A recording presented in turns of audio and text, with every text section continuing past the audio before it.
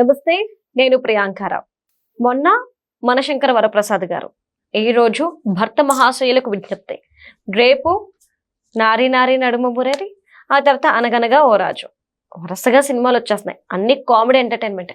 మరి ఇన్ని సినిమాల నేపథ్యంలో మనశంకర వరప్రసాద్ గారు తట్టుకొని నిలబడుతుందా, ప్రజెంట్ ఉన్న సిచ్యువేషన్ ఏంటి అనేది తెలుసుకుందాం. మనతో మాట్లాడడానికి సీనియర్ జర్నలిస్ట్ సిఎస్ రావు గారు ఉన్నారు, ఆయన అడుగుదాం.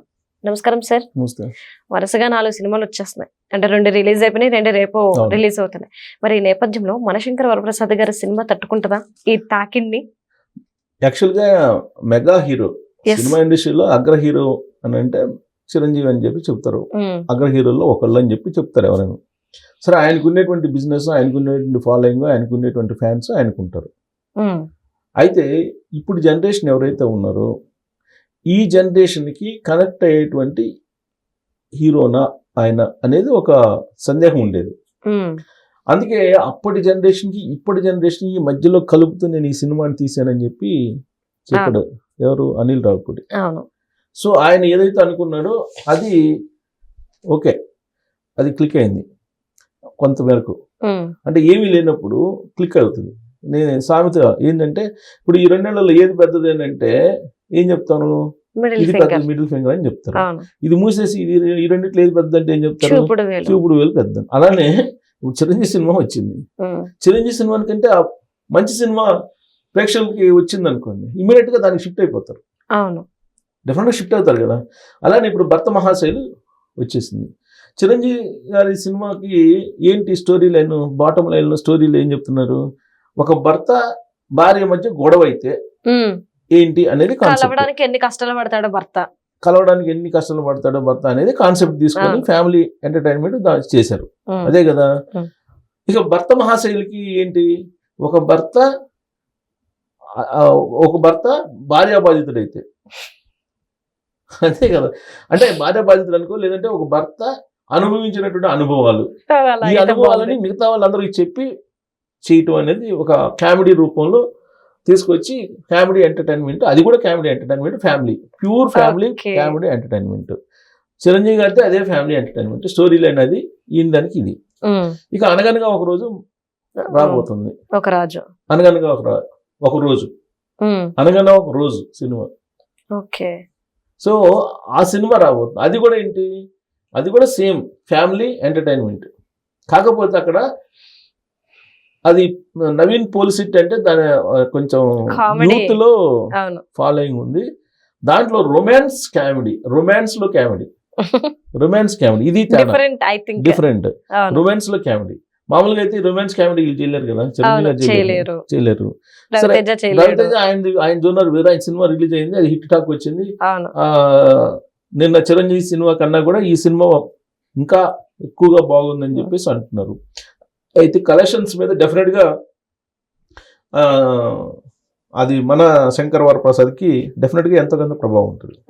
ఒకటి. 2, ఇప్పుడు రేపు 2 సినిమాలు వస్తున్నాయి, అనగానే ఒక రోజు ప్లస్ నడుమ మురారి. ఇది కూడా ఫ్యామిలీ ఎంటర్టైనర్. ఏది నారి నారి నడుమ మురారి కూడా ఫ్యామిలీ ఎంటర్టైనర్. మొత్తం సంక్రాంతి కోసం ఫ్యామిలీ ఎంటర్టైన్మెంట్ దిగిపోయింది.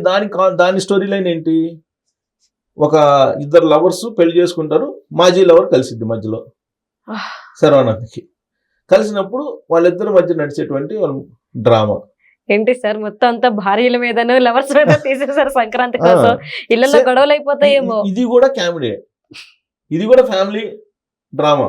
ఫ్యామిలీ డ్రామాలో కామెడీ చూపించారు. సో అంటే సంక్రాంతికి వచ్చినటువంటి అన్ని సినిమాలు ఒక సంతోషకరమైన న్యూస్ ఏంటంటే చెప్పుకోవడానికి, మనకి కుటుంబ సమేతంగా వెళ్ళేటువంటి సినిమాలే అవన్నీ కూడా. ఎక్కడా కూడా వల్గర్గా కానీ, ఎక్కడా కూడా ఇబ్బందికరమైనటువంటి డైలాగ్స్తో కానీ లేనటువంటి సినిమాలు. ఇది హైలైట్. జనరల్గా ఒక మోస పద్ధతి ఉంటుంది కదా సినిమాల్లో, ఒక ఫైటు, ఒక క్లబ్ డ్యాన్సు, ఒక వ్యాప్ క్యారెక్టరు, ఇలా ఉంటాయి కదా మోస పద్ధతుల్లో. ఒక స్పెషల్ సాంగ్ ఒకటి పెట్టి సగం బట్టలతో డ్యాన్స్ చేస్తుంటారు కదా. అలాంటి సిచ్యువేషన్, మోస పద్ధతి లేకుండా మొత్తం మీద అన్ని ఇంచుమించుగా ఫ్యామిలీకి సంబంధించినటువంటి అంశాన్ని తీసుకొని, బరువైనటువంటి కథలు ఏదీ లేవు వీటిల్లో. 4 బరువైనటువంటి కథ ఏదీ లేదు. నారీ నారీ నడుము మురారిలో లేదు, అనగనగా ఒక రోజులో లేదు, అలాగే ఈ సినిమాలో లేదు, భర్త మహాశైలికి లేదు, అలాగే చిరంజీవి సినిమా మనశంకర వరప్రసాద్కి లేదు. ఉన్న దాంట్లోనే స్క్రీన్ ప్లేని అద్భుతంగా, కాకపోతే రొమాన్స్ కామెడీ నవీన్ పోల్శెట్టిది. సో దాంట్లో పాజిటివ్ పాయింట్స్ నెగిటివ్ పాయింట్స్ తీసుకుంటే ఆల్రెడీ ట్రైలర్స్ 2 సినిమాలకు రిలీజ్ అయినాయి, రేపు సినిమాలు రిలీజ్ కాబోతున్నాయి. సో దాంట్లో పాజిటివ్ పాయింట్స్ తీసుకుంటే కనుక మనం ఏది నవీన్ పోల్శెట్టి అలాగే శర్వానంద్ సినిమాల్లో నారీ నారీ నడుము మురారి తీసుకుంటే రేపే రిలీజ్ అవుతుంది. శర్వానంద, సంయుక్త మేనన్, సాక్షి వైద్య, శ్రీ విష్ణు, వీళ్ళు ఇది ఆర్టిస్టులు. దీని ఇందాక చెప్పాను కదా, ఒక ప్రేయసి అంటే సంయుక్త మీనన్ ఫస్ట్ తిరిగి వచ్చి లైఫ్ ని కాస్త కన్ఫ్యూజన్ లో పడేస్తుందంట. ఈ లవర్ ఇవే. సో ఇద్దరు లవర్ల మధ్య జరిగేటువంటి ప్రేమ కథ ఇది శర్వానంద్. వాళ్ళిద్దరి మధ్య, ఇద్దరు అమ్మాయిల మధ్య ఎలా బ్యాలెన్స్ చేస్తాడు అనేది కాన్సెప్ట్. దీనిలో ఫ్యామిలీ, ఎమోషన్స్, కామెడీ ఇవి మిక్స్ అయి ఉంటాయి. ఈ సంక్రాంతికి పర్ఫెక్ట్ అని చెప్పి వాళ్ళు చెప్తున్నారు.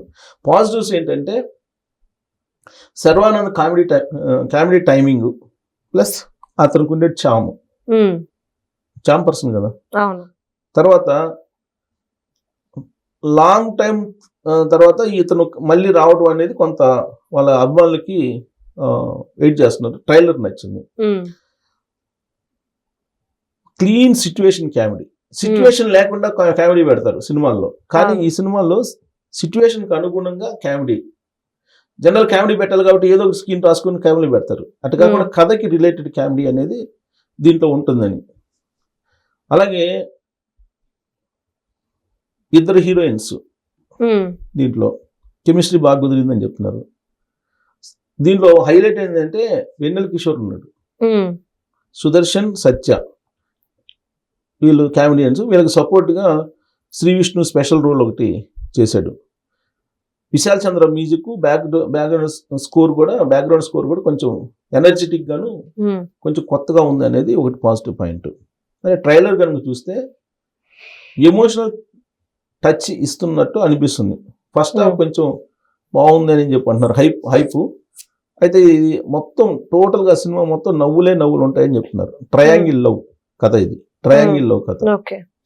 సో ఇది నెగిటివ్ పాయింట్స్కి వచ్చేటప్పటికి కథ పెద్దగా బరువైంది లేదు, రొటీన్ లాగా అనిపిస్తుంది. సెకండ్ హాఫ్ మాత్రం ఎమోషనల్ అయ్యి కొంత స్లోగా ఉంటుంది అనేది టాలీవుడ్ లో టాక్. ఇంకా సినిమా రిలీజ్ కాలేదు కదా, యుఎస్ రివ్యూ నేను చెప్తుంది, యుఎస్ వీకే రివ్యూలు.